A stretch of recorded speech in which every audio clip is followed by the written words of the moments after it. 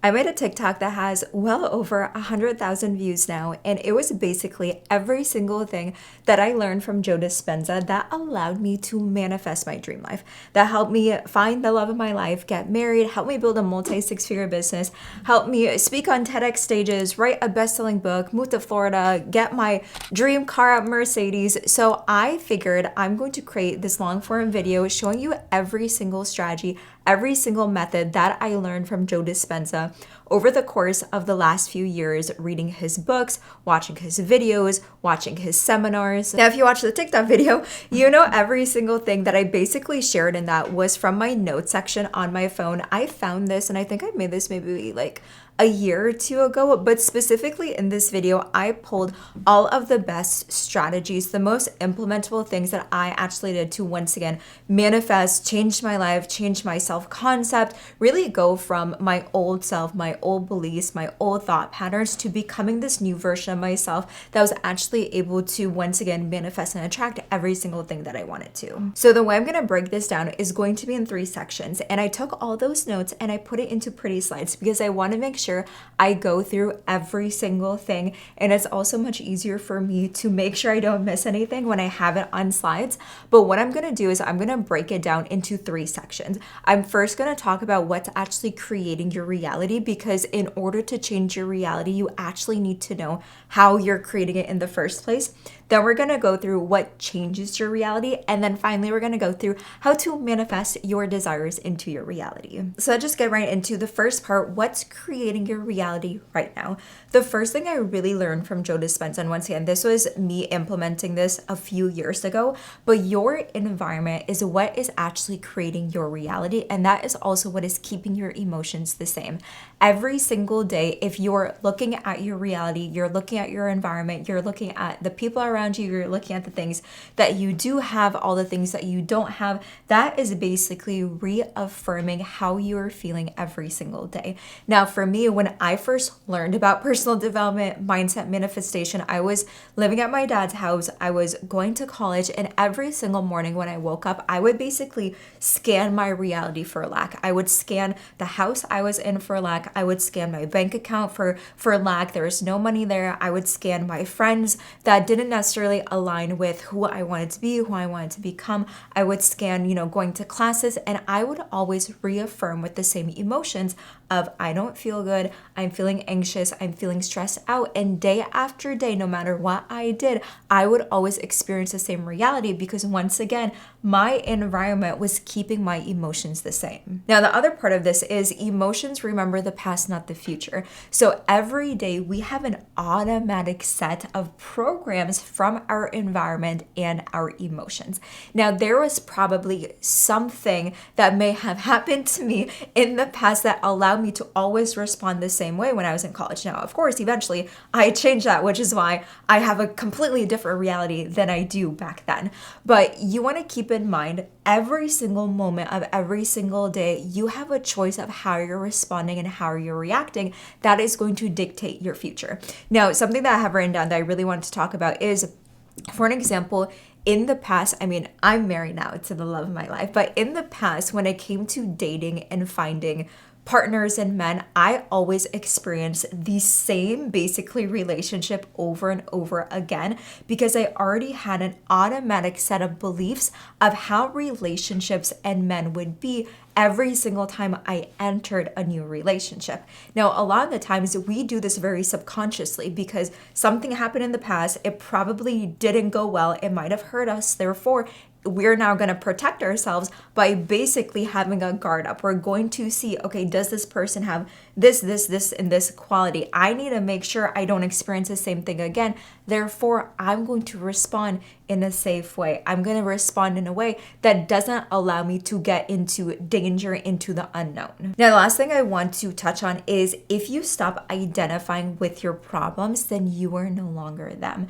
Your problems are actually keeping you, not even your problems, you identifying with your problems are keeping you in the same place and keeping you in the same environment. Now, Joe Dispenza, he says this all the time. If you change your personality, every single thing around you changes. So for me, once again, when I was in that place and I was looking at, oh my gosh, like I have the problem that I don't have enough money to move out. I'm still at my dad's house. I have the problem. I used to be a very shy, insecure, introverted person, and I used to identify myself as someone who doesn't know how to communicate, doesn't know how to talk. But I had to stop identifying with that problem if I actually wanted to make my own money, if I wanted to build a brand on social media, if I wanted to do all of these different things. So one key part about what's creating your reality right now is you identifying with basically how you're victimizing yourself. And sometimes this can be, I'll tell you, this can be very, very hard to do. And I actually don't have this in my notes, but I just thought about it. One thing I actually did that helped me identify all of the things that my old self was doing was actually make a list of all the things that I was associating myself with, that I was basically using either as excuse. I was blaming this person, I was blaming this thing, or blaming this situation. I made a list of all of those things, because when you can consciously see what you are blaming, it is much easier for you to change it. So now let's get into what actually changes your reality. This was crazy when I learned this. Your body is actually your subconscious mind. And this is one of the main reasons every single time we want to do something new and different, our body starts to go like this. Our heart starts to race. We start to get sweaty. We start to feel anxious, fearful, scared. It's not the fact that we are not meant to do the thing that we're going after. It is just because our body is trying to keep us safe. Our body is designed to be in safety, to be in security. So the minute the body feels something that is in the unknown, feels something that is unfamiliar, it is going to go into panic mode. So what you want to do is you want to catch yourself from going unconscious and back to old programming. One thing that I used to do in college, this was when I was really in that stage of like putting myself outside of my comfort zone. I used to volunteer myself to speak in front of the class for like different things. And once again, I used to be very, very shy, very insecure, very introverted. I didn't really know necessarily even how to speak, but I would intentionally put myself out there because I wanted to become more confident. I wanted to be able to build a brand on social media, speak on stages, basically do every single thing that I'm doing right now. So the minute I would put myself in front of the classroom, my body would go crazy, it would go out of whack. I honestly sometimes felt dizzy because of how unfamiliar that feeling felt. But consciously, I would always catch myself and realize, okay, the only reason I feel this way right now is because I have never done it before. But over time, my body is going to catch up with the way that I feel. So this is where I actually don't have it in my slides, but this is where you want to do nervous system regulation, when you can calm your body and start to train it with the new reality that you want to create for yourself, that anxiousness, that nervousness, that's actually going to go away. Now, the other thing is, the stronger emotion trauma we feel, the stronger we identify from that. So our bodies start to become dependent to that thought because the emotion gives a rush to the body. So I'm sure girlies, we have all experienced this. Every single time we go through a breakup, we start to basically reminisce in our mind, what if we get back together? You know, he made a big mistake. What if I run into him? And our body, like, we literally start to get that rush of emotion because we are programmed to basically get that dopamine hit from that specific person. So once again, even though that person may not be good for us, constantly our body is going to go back to the same thing because that's what it's familiar to. However, once again, if we can consciously catch ourselves from going unconscious and we can shift into a new thought pattern, a new belief, or new action, it's much easier to change that way. Now, the last thing, this honestly stuck with me and it still stays with me the minute I heard Joe Dispenza say this, is we're seeing reality as a memory from the previous program and emotion. You want to train the body to feel safe in the new energy instead of the old one. So I kind of jumped ahead, but that's what I was talking about. The fact that sometimes if we want to, once again, try something new and different, maybe we want to start a new business, maybe we want to post on social media, but the fact that we can't even see the new opportunity in front of us because we're drowning in fear, we're drowning in anxiety, we're drowning in stress, we're drowning in Is it even worth it? What if it doesn't work out? Is this a waste of my time? That is all based on from our previous programming. That is based from our memory. It's not even from the present moment. So when we can train the body once again to feel safe right now in the present moment, once again, nervous system regulation, meditation. You guys know I do this every single morning.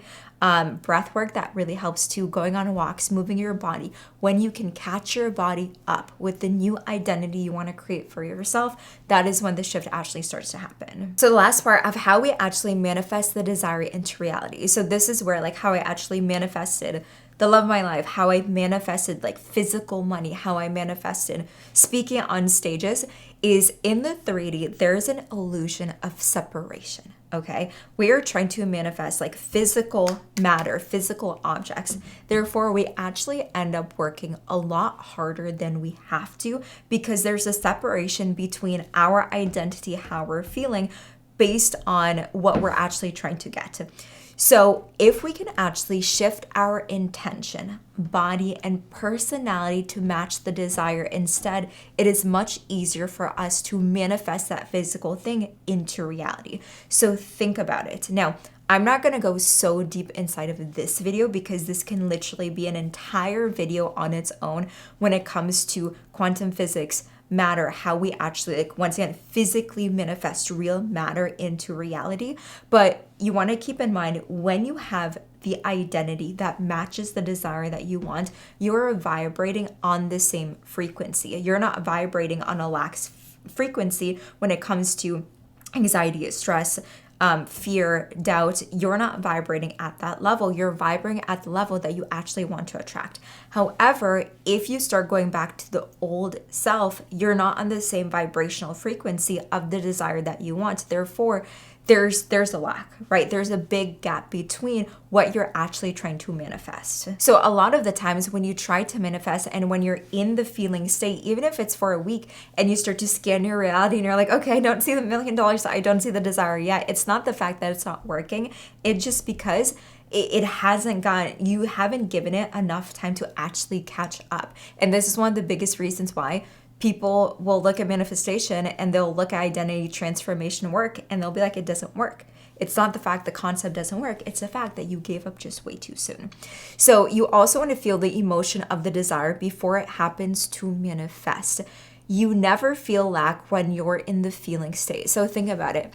I always love to use an example. If you know you're going on vacation next month, you're already in the feeling state. You're getting ready to go on vacation. You're getting your swimsuit. You're getting your suitcase ready. Maybe you're getting your nails done, your hair done. Like, there's no question whether or not you're going on vacation because you just know you're in the feeling state. So that is the key. You want to tap into the feeling state as if your desire, it's already set in stone.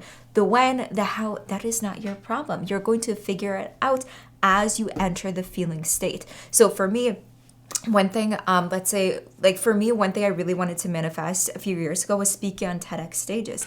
I didn't know how. I didn't know when it was going to happen. I wasn't even a speaker. Once again, I was very shy, introverted. I wasn't even great at communication, but I just knew. So I started to tap into that feeling state. I knew there was a TEDx event maybe 6 months out. I put the date on my calendar. I blocked it out. I was like, okay, I'm going to be speaking. And every single day I acted as if that was already my reality. All of a sudden, I get an email. You are chosen to be a TEDx speaker. So you never feel in lack when you're in the feeling state. Now, just one quick thing that I came across once again in my notes. It's not matter creating the field, but field creating the matter. Like, this is something that basically literally rewired my brain cells.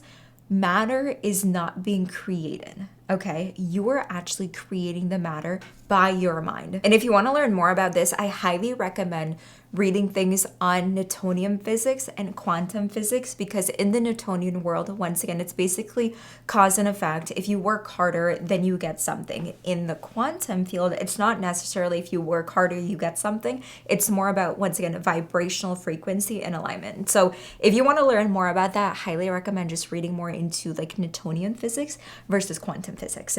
But the last thing I want to talk about, because Joe Dispenza is very big on meditation, I'm very big on meditation, is meditation helps you slow down brainwaves to tap into that field. Now, I meditate every single morning, every single day. I personally actually don't do Joe Dispenza meditations simply because his are a little too long for me. I think his are like 20, 30 minutes, sometimes even an hour long. But when you slow down your brain waves, something magical happens.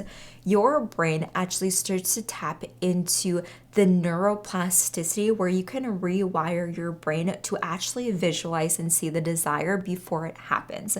So your inner world actually becomes more real than the outer world, and that is when your reality begins to shift. So if you ever, and honestly, I don't even want to say if, all of you guys have manifested something in your life and you will look at it as kind of like a coincidence. Like, oh my goodness, I was just thinking about this thing. I didn't even really want it that bad, but all of a sudden I got it. That is not a coincidence. It is because your inner world just knew that was possible for you. And then you detached from it, and all of a sudden, the people, the opportunity, the experiences, they just aligned in your favor, and that desire became yours.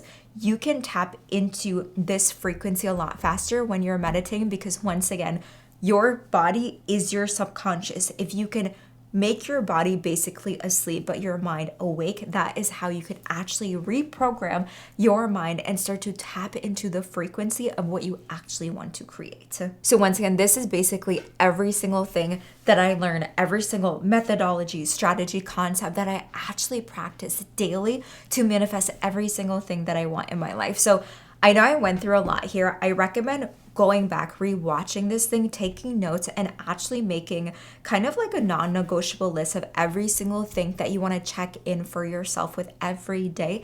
If you actually want to change your identity, you want to change your reality, and you want to use this practice to do it. Because let me tell you, after tapping into the world of your brain and realizing how powerful it actually is, you don't have to do all of the actions. You don't have to burn yourself out to get what you want. You can actually do it by tapping into the frequency of it first. So let me know in the comments if you love this video. It's a different type of video than what I usually create, but once again, people on TikTok loved it, so I figure you guys would too. But that is all I have for today. If you want to learn how to manifest more on like a subconscious level, make sure to watch this video right here. I love you so much, and until next episode, make sure that you stay unforgettable.